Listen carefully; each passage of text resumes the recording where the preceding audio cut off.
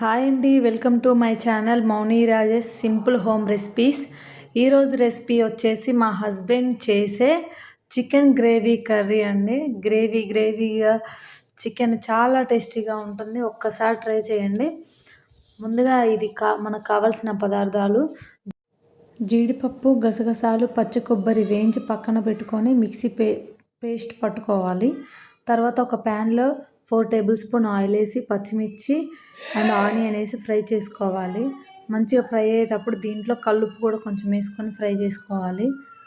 దీంట్లో 1 table spoon అల్లం వెల్లుల్లి పేస్ట్ వేసి పచ్చి వాసన పోయే వరకు మంచిగా వేయించుకోవాలి.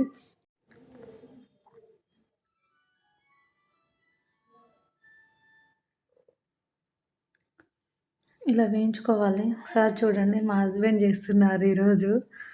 తర్వాత దీంట్లో చికెన్ వేసుకోవాలి. కడిగి శుభ్రం చేసుకున్న చికెన్ వేసుకొని మంచిగా ఫ్రై చేసుకోవాలి. ఒక 5 మినిట్స్ హై ఫ్లేమ్లో పెట్టి చికెన్ని ఉడికించుకోవాలి. ఫస్ట్ టైం మన ఛానల్ చూసే వాళ్ళైతే ప్లీజ్ సబ్స్క్రైబ్ చేసుకోండి.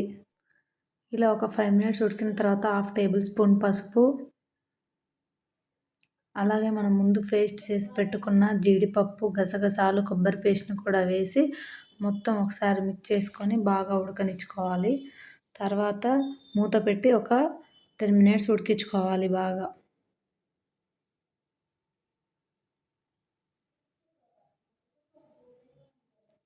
ఒక 10 మినిట్స్ తర్వాత దీంట్లోకి 1.5 స్పూన్ కారం వేసుకొని మంచిగా మిక్స్ చేసుకోవాలి.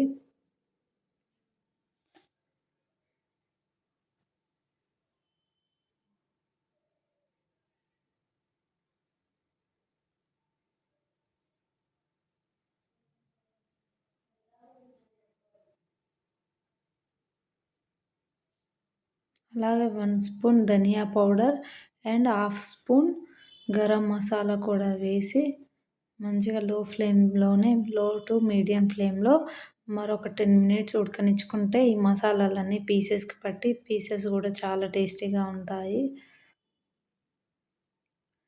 ఒక 10 to 15 మినిట్స్ తర్వాత చూడండి, మనకు ఆయిల్ తేలుతూ గ్రేవీగా జ్యూసీగా టేస్టీగా చికెన్ రెడీ అయిపోయిందండి. చాలా బాగుంటుంది గ్రేవీగా. మామూలు రైస్లోకి కానీ రోటీస్లోకి దేంట్లోకైనా పర్ఫెక్ట్గా సెట్ అయిపోతుంది. తప్పకుండా ట్రై చేయండి. Thank you for watching.